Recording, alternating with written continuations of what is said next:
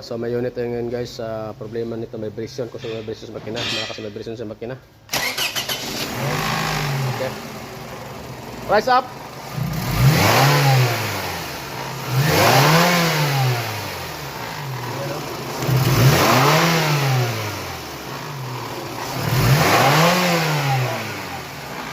Ito mga problema. Ito mga problema ng 2EZFE. Yung mga may balancer. Yan o. Maingay yan pag may ano. Pag sira ang balancer, pag walang balancer, sira. Maingay yan. So rise up.